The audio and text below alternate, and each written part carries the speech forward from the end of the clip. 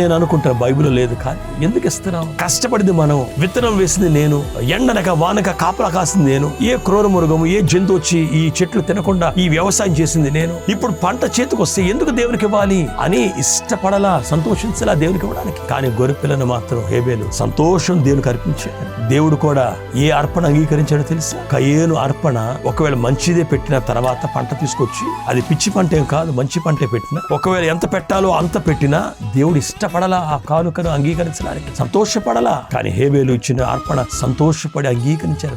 కారణం ఏంటంటే ఇచ్చే విధానాన్ని ప్రభు చూస్తారు. సంతోషంతో మురియుచు సంతోషంతో ఎవరైతే కానుకలు ఇస్తారో వారంటే దేవునికి చాలా సంతోషం అని మీకు జ్ఞాపకం చేస్తారు. కనుక ప్రియమైన దేవుని పిల్లలారా, మీకు దేవునితో సహవాసం దొరకాలంటే, దేవునితో సమాధానం మీకు కావాలంటే ఈ 5 అక్షరముల యొక్క అనుభవాలు, సత్య వాక్యము లేకపోతే సత్య వేదమును పఠించడం, అలాగే మా అంటే మార్గోపదేశము ప్రకటించడం, దా అంటే ధారాళముగా దేవునికి ప్రార్థించడం, నా అంటే నమ్మికతో జీవించడం, చివరిగా మురిచు అర్పించగలిగితే, సంతోషం దేవునికి ఇవ్వగలిగితే నిజంగా మనం క్రిస్మస్ ఆరాధికులు. ఎవరితో సమాధానం దొరుకుతుందో తెలుసా? భూమి మీద శాంతి సమాధానం కాదండి, దేవునితోనే ఐక్యపరచబడే సమాధానం దొరుకుతుంది. అది భూమి మీద నుండి పరలోకానికి నడిపిస్తుంది. అలాంటి క్రిస్మస్ దీవెన దేవుడు మీ అందరికి అనుగ్రహించి మహిమ మేఘము ఎక్కి ఆయనతో సహవాసం చేసి మొదటి రాకడ అనుభవం నుంచి రెండవ రాకడికి ఎత్తబడే ధన్యత దేవుడు అనుగ్రహించును గాక. ఆమేన్.